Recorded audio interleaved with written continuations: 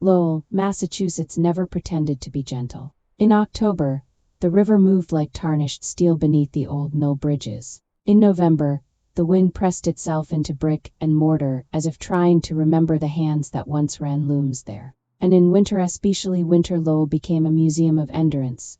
Red brick factories, narrow streets, stubborn street lamps, and the patient hush of snow that made every footstep sound like a decision. Elena Vance lived on the third floor of a tired red brick apartment building that had survived because it had never been beautiful enough to be renovated. The hallway smelled faintly of radiator heat and damp wool. The stairwell light flickered with the same indecision as the city itself, half in the past, half in whatever came next. Her apartment was small, but not empty. Not truly. It held a sewing table that hadn't been moved in years, a dress form with a neck as smooth as a swan's, and a long roll of butcher paper pinned to the wall like a map to a country she no longer visited. Beneath the window sat a vintage trunk with brass corners scratched reliable, older than its owner felt. People might have called it clutter. Elena would have called it history. She was 46 and carried herself like a broken antique, still elegant in outline, still valuable in the way certain things are valuable even after they've been dropped.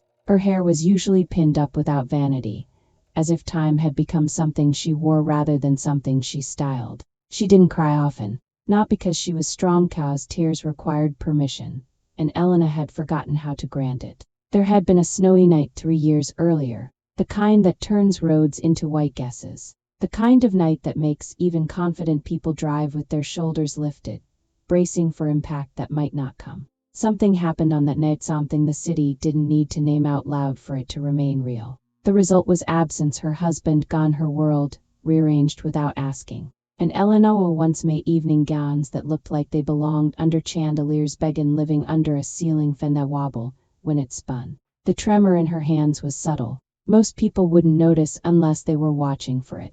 Elena always watched for it. It was the first thing she saw every morning. The faint betrayal in her fingers when she reached for a mug, when she tried to thread a needle, when she pressed her palm flat on the table as if authority could be forced through skin into bone. On good days, she could sew a straight line. On bad days, she could barely trust herself with scissors. Work, once her sanctuary, had become a reminder of what she couldn't control. The garment district in New York had been a lifetime of Gobright Studios, fast talk, deadlines that felt like heartbeat. She had been the kind of woman who could walk into a room and make people stand a little straighter without raising her voice. Now, the only voices she heard regularly were the neighbor's television through the wall and the occasional call from a concerned relative she didn't answer. Her daughter had stopped calling 2 years ago. It wasn't a dramatic rupture with shouting and slammed doors. It was worse than that, a slow fading, like a photograph left too long in the sun. At first, Elena told herself it was temporary. A phase, the natural impatience of youth. Then months stacked into seasons and silence became the most reliable thing between them. Elena told herself she didn't deserve more. That was the dark truth she lived with, not the absence of light, but the presence of a belief that she had already used up her chances. Outside, the mills stood like monuments. Tourists took pictures of the brick facades and read plaques about the Industrial Revolution, the birthplace of American innovation, the roar of machinery, the promise of progress. Elena had once loved those stories, the way a woman loves proof that transformation is possible. Now those buildings felt like mirrors. They had been repurposed, refurbished, given new names and new tenants. They had not been asked whether they wanted to change. They had been made to. And they survived. Elena stood at her window as the first real snow of the season began to fall, softening the world into quiet shapes. Down on the street, a man carried groceries with his collar up. A child laughed at something unseen. A bus exhaled at the curb. Life continued with or without her permission. She watched her hands on the windowsill still, for the moment, and felt something close to fear. Not of pain, not of memory, of hope.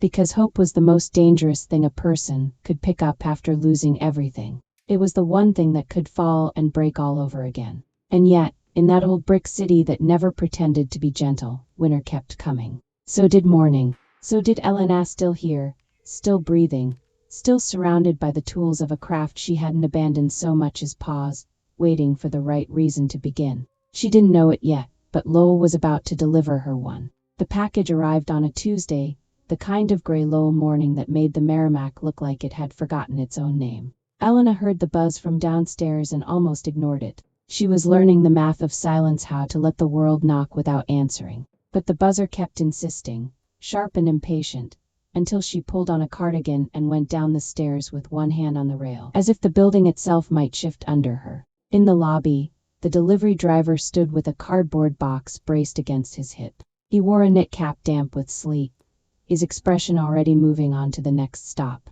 "Third floor," he said, reading from a screen. "Elena Vance." Elena hesitated. She hadn't ordered anything. She hadn't been ordering much of anything for a long time, and no new clothes, no decorations, no little comforts that suggested a future with room in it. "That's me," she said anyway. The box was heavier than she expected. Not in weight alone, there was density to it, an old-fashioned seriousness, as if whatever lay inside had been packed with intention. She carried it upstairs, each step a small argument between caution and curiosity. In her kitchen, she set it on the table where the light was strongest. The tape peeled with a sound like a confession. Inside was raw cashmere wool, clouds of it, pale and unspun, protected by tissue and plastic. It was the kind of fiber Elena had handled in New York with white gloves and a practiced calm. Cashmere wasn't just soft, it was demanding. It held memory. It absorbed oils, took dye like it was drinking. It was luxury in its purest form, before branding,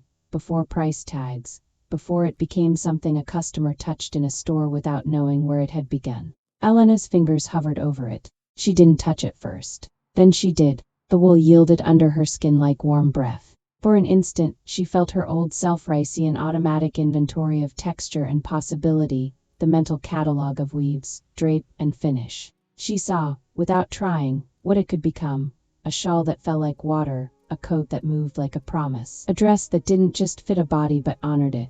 Her hand trembled barely, like a moth's wing. She drew back as if the fiber had stung her. A packing slip lay folded at the bottom. The name wasn't hers. The address was close, but not this building. The line beneath it read, "Lowell Blind Support Center." Elena stared at those words as if they were a door that had appeared in a familiar wall. She could have called. She could have left the box in the lobby with a note and let the world handle itself. Instead, she sealed the flaps again carefully, almost reverently, and put on her boots. Outside, the cold had teeth. The sidewalks were salted in uneven patches, the city's winter defense scattered like afterthought. Elena walked with her scarf high and her shoulders set, passing mill buildings converted into offices and studios. She could smell coffee from a corner cafe and oil from an auto shop. Lowell always carried two scents at once, the present and the past. The Blind Support Center sat in a squat building between a laundromat and a storefront church. A hand-painted sign hung crooked above the door. The entrance had a small step, just one, and Elena noticed it the way she used to notice crooked seams. A small thing that changed everything. Inside, warmth hit her in a wave: radiators, old carpet, the faint sweetness of tea. Voices floated down a hall, women speaking softly, laughter that had edges of fatigue. Somewhere deeper in the building, a machine clicked steadily, a rhythm that raised goose flesh on Elena's arms. A woman at the front desk looked up. Her eyes were attentive but tired, her smile practiced.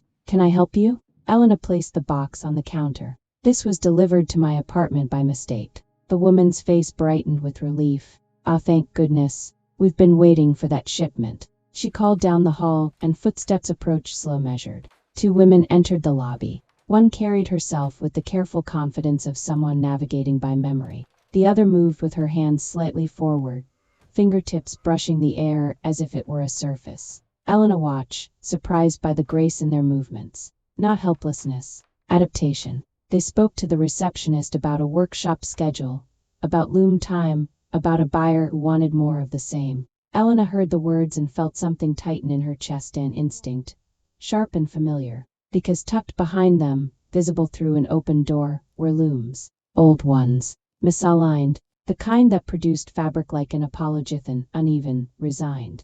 On a table nearby sat finished items: simple scarves, small potholders, woven bands. Handmade, yes, but inexpensive in the way charity often expects people to remain. And then Elena imagined that cashmere, extraordinary, fed into those tired looms. Wasted, not out of malice, out of limitation.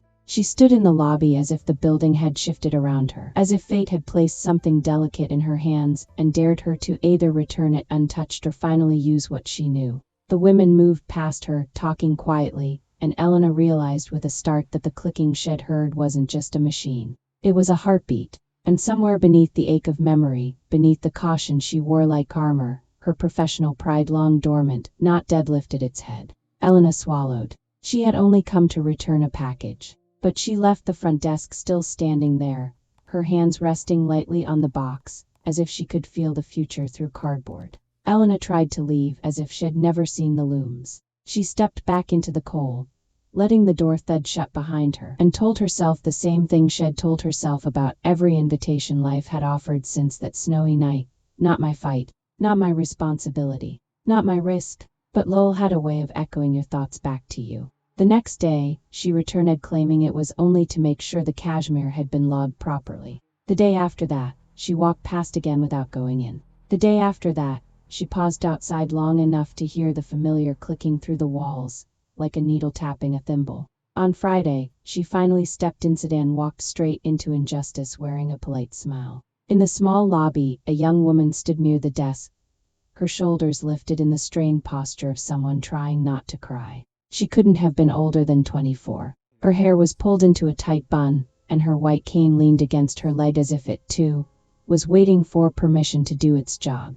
The receptionist whispered something about the interview, about a misunderstanding. Elena heard the words that followed, spoken by a man near the doorway.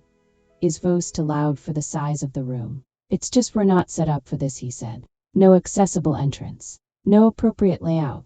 It's not personal." The young woman's jaw tightened. "It's the law," she replied, steady and quiet. Elena didn't know her name yet, but she recognized the tone, dignity under pressure, the kind that comes when you've had to practice it. The man's answer arrived with a shrug disguised as regret. "We can't rebuild the place. We're a small business." Elena's attention snapped to the entrance again. That single step, that small barrier that might as well have been a wall. The Americans with Disabilities Act wasn't a suggestion. It was a standard acknowledgement that equal access wasn't charity.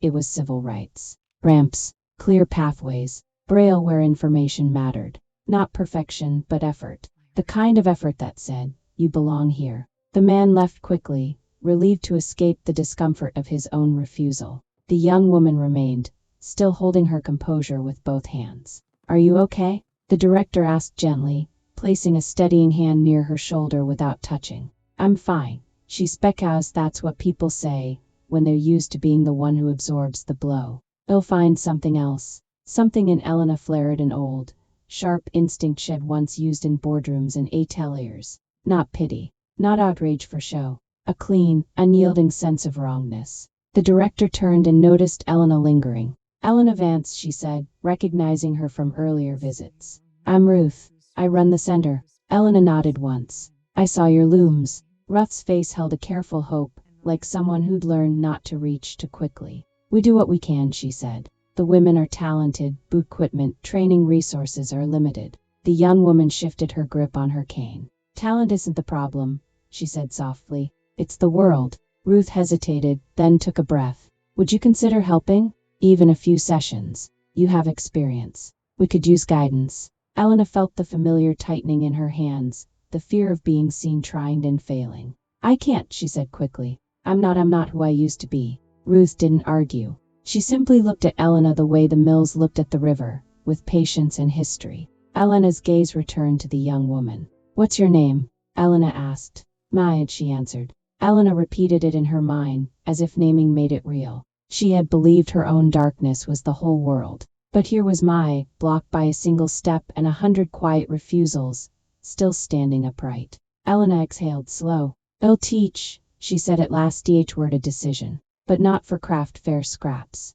Not for pity purchases." Ruth's eyes widened. Elena continued, voice steady now, surprising even herself. "One condition. We make world-class work. The kind that forces people to respect it before they even ask who made it." Maya lifted her chin slightly, as if hearing a door unlock somewhere. And in that small lobby between a crooked sign outside and a flickering hallway light, Elena felt the first true shift in years. Not joy, not peace, but purpose. Winter arrived early that year, unapologetic and thorough. By December, Lowell was wrapped in snow so persistent it seemed to erase sound itself. The river stiffened into a slow metallic flow. The mills, dusted white, looked less like monuments and more like watchful eldersolent, enduring, unarguably present. Inside the blind support center, Elena began teaching the way she had once learned to survive in fashion, by dismantling assumptions. The first day, she stood in front of the group, 6 women seated in a semicircle, their looms waiting behind them like patient animals. She spoke plainly. No speeches, no inspiration borrowed from books. "I don't know your world," she said, "so I'm not going to pretend I do." She reached into her coat pocket and removed a folded strip of black fabric. "I'm going to learn it." The room fell still as she tied the sleepshade around her eyes. Total darkness arrived immediately in it, soft, not cinematic, but blunt. Elena felt her breath catch, the way it does when the body realizes it has lost a primary defense. She resisted the instinct to remove it. Pride had taught her many things. This was one more. From that day forward, for 3 months, Elena worked blindfolded. Not symbolically, completely. She learned the center by sound, first slight echo near the hallway bend, the radiator that hissed like an impatient animal, the subtle difference between Mai's steps and Ruth's. She learned the looms by touch, the temperature of the wood, the resistance of thread, the quiet complaint of a shuttle when it was rushed. At first, she was sharp, corrective. Her old habits clung to her voice. "Knit too tight. Listen to the rhythm." Again, but the darkness stripped her of shortcuts. She could no longer glance and judge. She had to wait. She had to ask. She had to trust what her hands told her instead of what her eyes demanded. Slowly, almost against her will, her tone changed. She began describing color without naming it. "Red," she told them one morning, fingers resting on yarn, "is the warmth you feel when you lean against brick that's been in the sun all day." She paused, listening for their reactions. "Blue," she continued, "is the cool shock of a January lake, clean, sharp, honest." The women leaned in it toward her voice, but toward the permission embedded in it. Elena wasn't translating sight into pity. She was translating experience into shared language. In the early weeks, her hands trembled more than she liked. Working without sight demanded a steadiness she didn't always have. Once, the shuttle slipped from her fingers and clattered to the floor. The sound cracked through the room. She froze. In the silence that followed, Elena felt the old fear rise, at certainty that failure was watching, waiting to reclaim her. Then Maya spoke, calm and precise. "It's by your left foot." Elena bent slowly, found the shuttle, and stood again. No one rushed her. No one apologized for her. That, she realized later, was the lesson. Winter deepened. Snowbanks rose like small barricades along the streets. Elena's apartment grew colder, but she didn't mind. She spent less time there now. The center had warmth, purpose, and the quiet companionship of women who understood patience not as virtue, but as survival. They practiced consistency, not speed, not volume. "Eliminate apology from the fabric," Elena said one afternoon. "The work shouldn't beg to be liked." She began to hear the looms differently, not as tools, but as voices. Each woman had a rhythm. Each piece carried its maker's breath, hesitation, confidence. By February, Elena realized something had shifted in her body. Her hands still trembled, but less. And when they did, she no longer saw it as betrayal. She adjusted. She adapted. She continued. In the darkness, she had stopped fighting herself. One evening, as she removed the sleepshade and let light return slowly, Elena felt an unfamiliar steadiness. The room appeared sharper, not because her vision had improved,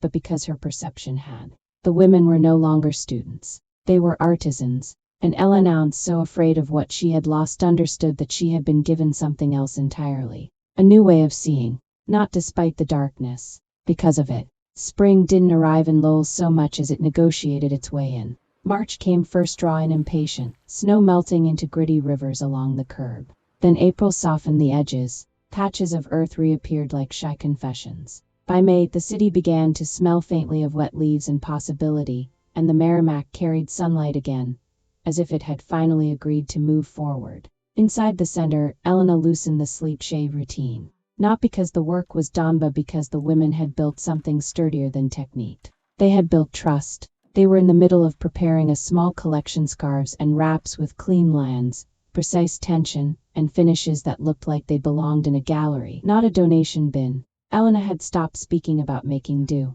She spoke about standards. about integrity, about fabric that didn't apologize for existing. One afternoon, Elena brought in a box of yarns new colors, higher quality. She set them out on the table and watched the women reach for them with careful hands, each choosing by touch, smoothness, twist, weight, the faint scent of dye. Maya's hand hovered over one and stopped. Not paused, stopped. Her fingers jerked back as if the yarn had turned hot. Her breath changed. Shorter, higher, controlled but barely. Elena didn't speak right away. She watched Maya's posture tighten, shoulders rising like she was bracing against a memory. What color is that one? Another woman asked casually. Maya's voice came out too fast. Not that. I'll take something else. Elena picked up the skein herself and let it rest in her palm. Even without looking, she knew. The texture had that slight dryness certain dyes left behind. The twist was firm, almost proud. Red. She had seen Maya flinch before,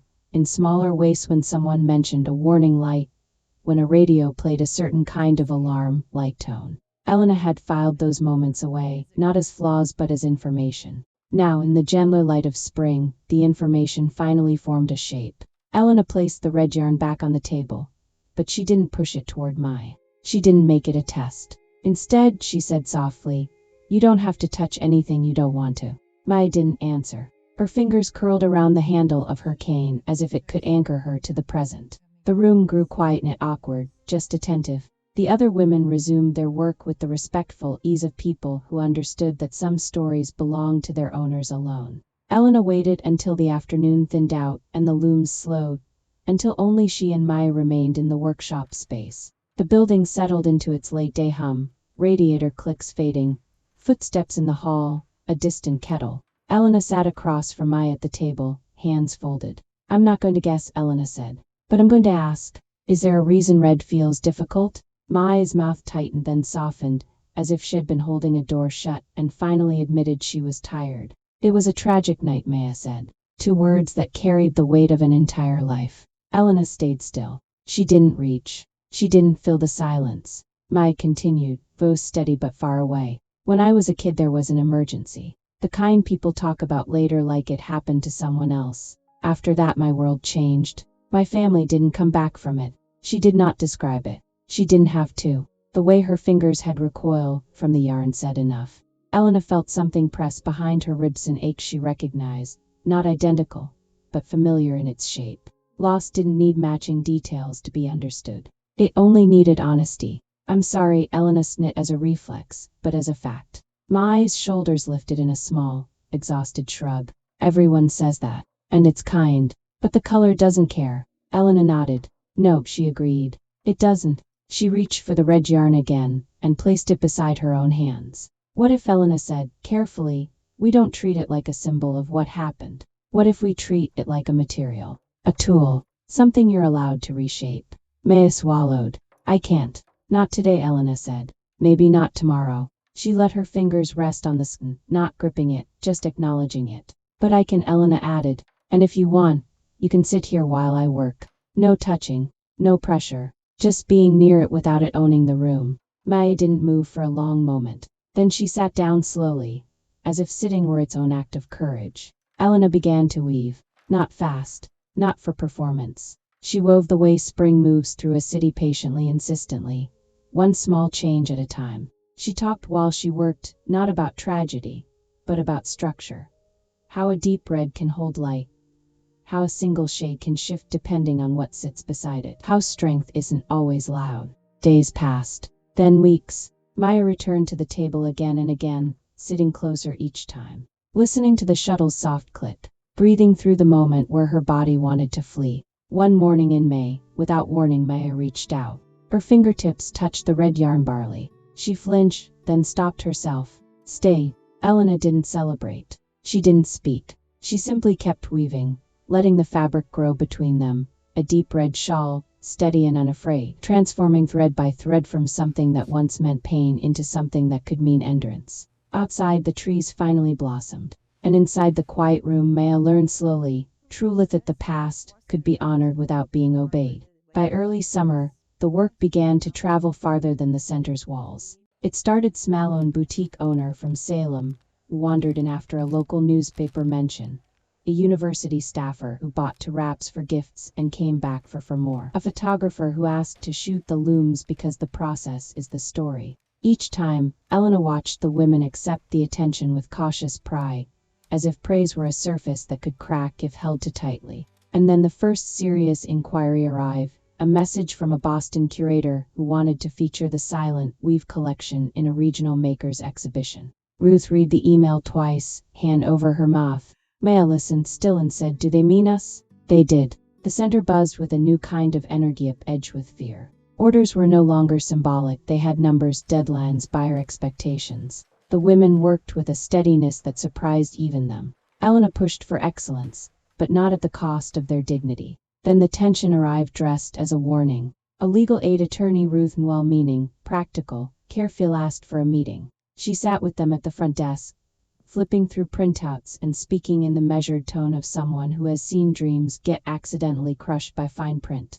"I need to flag something," the attorney said. "Several of your weavers receive SSDI. Elena's posture tightened. An SSDI isn't just a check, the attorney continued. It has work rules, income reporting, thresholds. If earnings are handled the wrong way, it can trigger reviews, benefit reductions, or overpayment issues. Sometimes it's not the amount, it's how it's categorized." The room seemed to cool, though the air conditioner was broken. Maya's voice was small. "So if we succeed, we get punished?" "No," the attorney said quickly. "Not punished. But the system can create conflicts. It was built to prevent fraud, not to encourage flexible creative work. You need a structure that protects you." Elena felt something old return to executive brain she thought she'd buried with her former life. In New York, she had negotiated contracts that could swallow young designers whole. She knew what it meant when the world asked for your labor, but offered you risk in return. That night, Elena sat at her kitchen table with forms spread out like pattern pieces.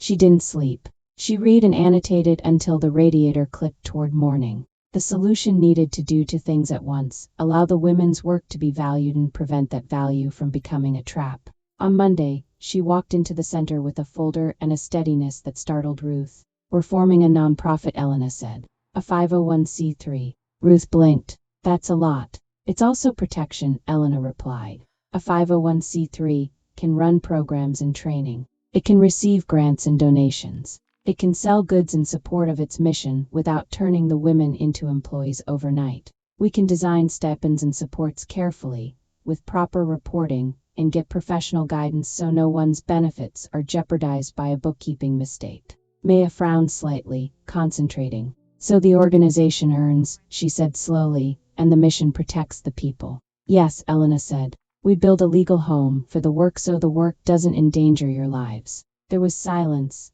then a quiet exhale from one of the women that sounded like relief. Ruth looked at Elena as if she were seeing her for the first time. "You know how to do this." Elena's fingers rested on the folder's edge. "Steady now." "I remember," she said. "And I'm done letting fear decide what I'm allowed to build." They chose the name together that afternoon, voting by raised hands and soft laughter. The Silent Weave. Not silent because they had nothing to say. Silent because their work would speak first, and no system, no rule, no careless barrier would be allowed to take that voice away. The call came on a Thursday afternoon, carried in on a number Elena hadn't seen in years. New York still had a way of announcing itself direct, unapologetic, confident it was welcome. She stood in the center's small office, sunlight slanting across paperwork stamped with the Silent Weave, when the phone vibrated against the desk. For a moment, she let it ring. Some instincts, once earned, never disappear. They simply wait. "Elena Vance," she answered at last. There was a pause, then a familiar voice, older, smoother, still sharpened by ambition. "Elena," the woman said. "It's Caroline Marks. I don't know if you remember me." Elena almost smiled. Caroline had once been her junior, then her rival, then inevitably her successor. "I remember," Elena said. They spoke in the shorthand of shared history. Runway seasons, long nights, designers who burned bright and disappeared. Caroline didn't ask about Lowell. Not at first. She spoke about growth, about market shifts, about how craft was trending again in luxury circles. Then she arrived at the point. "I've seen what you're doing," Caroline said. "The work with the visually impaired weavers. It's exceptional. Truly." Elena leaned back against the desk, crossing her arms. "Go on. We want you back," Caroline said. "Creative director. Full authority." Fifth Avenue. Your name on the door again. The old words landed with practiced precision. They were designed to unlock something Gago nostalgia relief. And the weavers? Elena asked. A pause. Brief. Calculated. Would license the designs, Caroline replied. Scale them. Manufacture responsibly. The story alone is invaluable. You'd be giving them exposure they could never reach on their own. Exposure. Elena closed her eyes. That night, she stood in her apartment bathroom, staring at her reflection. The mirror was unforgiving but honest. She raised her hands, watching them carefully. No tremor, not even when she held them out, palms up, waiting for doubt to speak. She thought of New York, its glass towers, its speed, its hunger. She thought of herself there once, moving fast enough that grief had nowhere to sit.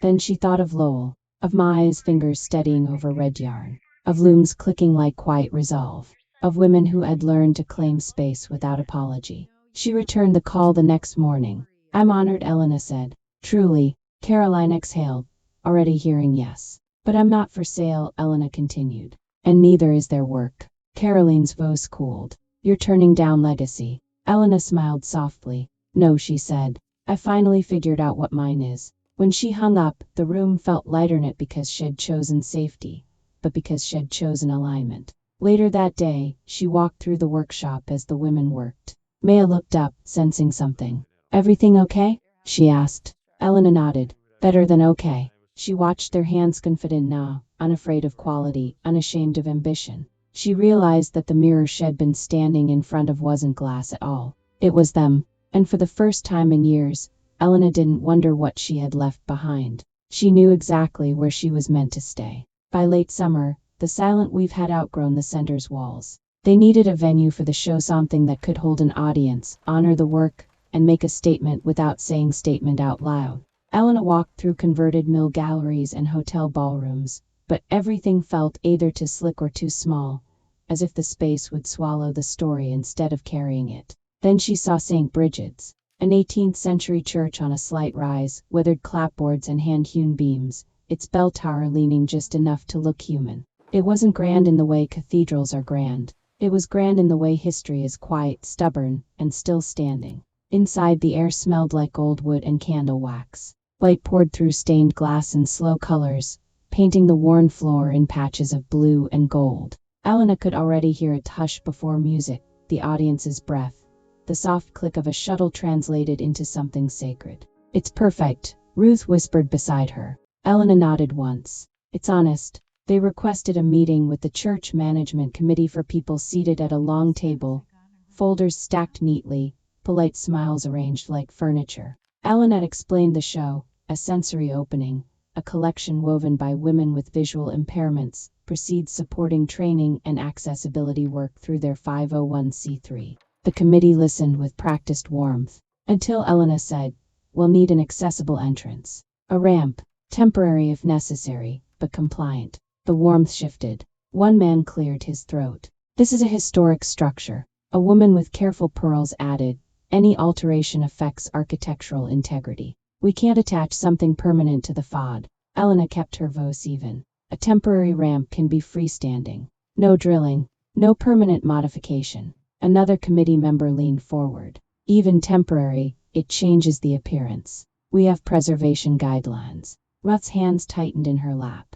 Elena looked down the length of the table and felt something old and familiar to keeping disguised as stewardship. The ADA applies to public accommodations, Elena said calmly. If the church is hosting a public event, access matters. The law also recognizes historic buildings can use alternative solutions when strict compliance threatens historic features, but the goal is still access, not excuses. Silence hung for a beat, heavy with discomfort. The chair offered a soft smile. We sympathize, she said, but we have to protect the building.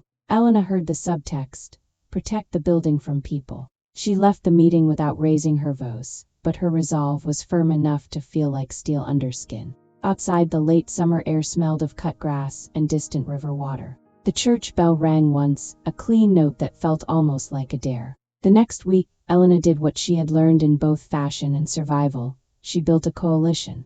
She met with a local accessibility consultant who specialized in compliant temporary solutions.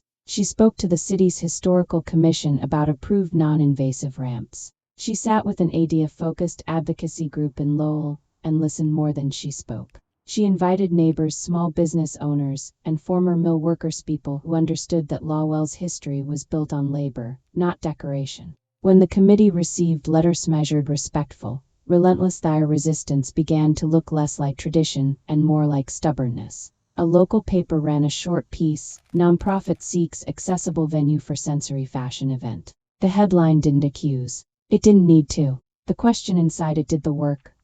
Who gets to enter? At the final meeting, Elena placed a ramp proposal on the table, freestanding, reversible, discreet. "We're not asking you to erase history," she said. "We're asking you to stop using it as a barrier." The chair's hands trembled slightly as she turned the pages. In the end, it wasn't Elena's authority that won. It was the community's quiet insistence that access was not an aesthetic preference. It was a right, and when the committee finally agreed, Ruth exhaled as if she'd been holding her breath since childhood. Elena simply nodded, already hearing the future in the old wooden walls. Autumn arrived like a revelation. In Lowell, it always did. Maples turning the color of embers, sidewalks peppered with gold, the air crisp enough to make every breath feel intentional. On the evening of the show, the river carried reflections of red and orange as if the city itself were dressed for the occasion. St. Bridget's stood lit from within, its windows glowing softly against the dark. Outside, the temporary ramp rested at the entrance with a quiet confidence, neither apology nor ornament,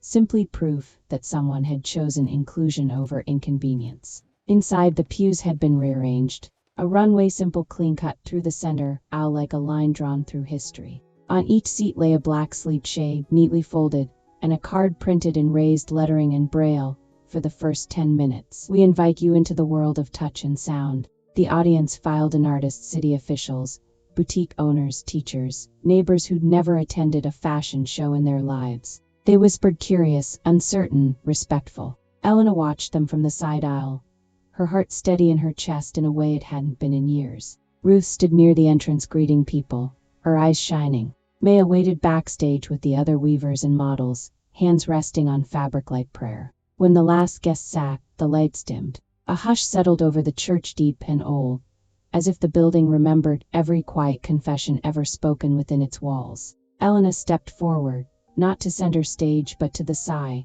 allowing the work to be the voice. Her words were few. "Tonight," she said softly, "we begin without sight to imitate loss, but to honor another way of knowing." The sleep shades went on. In the darkness, the first sound rose, the gentle click of a shuttle against wood. Not recorded. Real. The women were weaving live behind the curtain, letting the process become the opening act. The sound traveled through the church like a heartbeat, steady, intimate, undeniable. Then came the footsteps of the first model, measured and calm, fabric whispering as it moved. In the dark, the audience listened the way people listen, when they have no choice but to be present. They heard texture in motion. They heard confidence in pacing. They heard the space between breaths. 10 minutes passed, not long in life, but long enough to change a room. When the lights rose, the church filled with color all at once, like sunrise breaking over water. The first pieces were quiet elegance, cashmere wraps in winter whites and deep lake blues, scarves with clean edges and impeccable drape, jackets structured enough to command attention, soft enough to invite touch. There was no charity in the silhouettes, no inspiring despite, just excellence. Elena watched faces shift, surprise giving way to respect. Then the final look arrived. The music softened to a low pulse. The audience leaned forward without realizing. Maya stepped onto the runway. She wore red. Not a timid red. Not a careful one. A deep, luminous red dress woven and tailored with such precision it seemed to hold light inside the fiber. It moved with her like flame contained, like courage made visible. The fabric did not scream. It simply existed with authority, the way truth does. Maya's posture was steady. Her chin lifted slightly. Her cane was not hidden, it was part of the image, honest and unashamed. And in the third row, a woman stood as if pulled upward by emotion she could no longer manage. Elena knew her before her mind fully accepted it. Her daughter, older than the last memory Elena carried, hair longer, as bright with tears. She hadn't come with fanfare. She hadn't announced herself. She had simply arrived quietly like autumn itself. Elena's throat tightened. She did not move. She did not break the moment by reaching for it. She watched her daughter press a hand to her mouth, trembling it with anger, not with distance, but with pride. When the show ended, applause rose and filled the church, echoing off beams that had stood for centuries. Elena stayed in the side aisle, letting the sound wash over her. Because tonight wasn't just a show, it was a reclaiming, and somewhere in that applause, Elena felt something she hadn't allowed herself to feel in years. That life, sometimes, brings back what you thought was gone if you build a place for it to return. 2 years had passed the way New England seasons passed, decisive, complete, and strangely faithful. Autumn had crowned their first show with fire-colored leaves and a church full of applause. Winter had followed with its stern clarity, forcing systems and schedules into discipline. Spring had brought grants and partnerships, new students arriving with cautious hands. Summer had carried the silent weave beyond Lowell exhibitions, collaborations, invitations that once would have felt impossible. And through it all, Elena had changed in ways that weren't loud enough for headlines. Her hands were steady now, not perfect, but trustworthy. The tremor still appeared sometimes like a faint weather pattern, but it no longer ruled her. She adapted without shame. She taught without hard edges. She listened more than she lectured. It wasn't that the past had disappeared. It was that it no longer occupied every room. On a mild October afternoon, maples turning again, the air smelling faintly of paper and rain, Elena sat in Ruth's bookstore, the one tucked near the canal walk where tourists wandered and locals hid.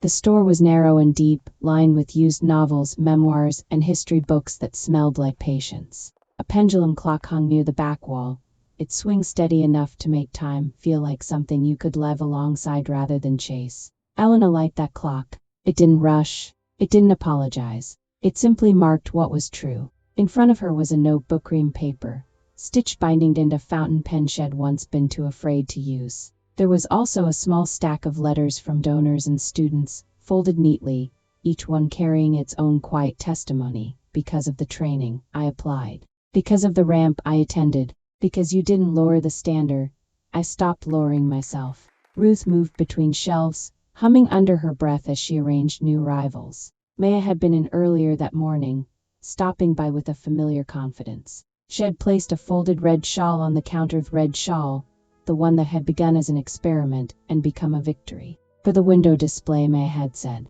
Ruth had smiled. People will stare. Good, Maya replied. Let them. Elena had watched her go, the cane tapping softly against the floorboards, and felt the strange sweetness of witnessing someone else's freedom. A customer approached the counter now, holding a book with both hands as if it mattered. Excuse me, the woman said. Are you Elena Vance? Elena looked up. The woman's tone was respectful, uncertain, like someone asking for a signature without wanting to demand it. I was, Elena said gently. Ruth glanced over, already smiling because she understood what Elena meant. Elena turned her notebook slightly, revealing the name written at the top of the page in careful ink, Margaret Sullivan. Her maiden name. Her husband's absence did not erase it. Her grief did not erase it. For years, she had lived as if one tragic night had taken ownership of everything she was. Now, she claimed what had always belonged to her. The woman's eyes softened. I saw the show last year, she said. I brought my sister. She navigates the world differently. And for once, she didn't feel like a complication. Elena nodded, feeling the weight of those words land somewhere deep. That's why we do it, Elena said. Outside the bookstore, leaves skittered across the sidewalk like small, restless thoughts. Inside, the clock swung, faithful and unhurried. And Margaret sat with her hands on the page, no longer a broken antique locked behind glass, but a living artisan who had learned that darkness was not an abyss. It was a beginning, a place where new senses wake up, a place where second chances aren't granted by the world. They are woven thread by thread. Be the ones brave enough to pick up the shuttle again. After Elena's story closes, one truth lingers quietly. Transformation rarely arrives as a miracle. It arrives as a choice made repeatedly, often in silence. Resilience is not about erasing loss, nor is it about becoming who we once were. It is about discovering who we can still become when we decide that our pain will not be the final author of our lives. So we ask you, gently and honestly, where in your own life have you learned to adapt rather than give up? What second chance did not look the way you expected but changed you anyway? And who became stronger not despite hardship, but through it? If this story resonated with you, we invite you to share your own. Your experience, whether it is about rebuilding after loss, finding purpose later in life, or redefining success on your own terms, be the light someone else is quietly searching for. Because stories like Elena's are never just stories. They are reminders, and sometimes they are beginnings.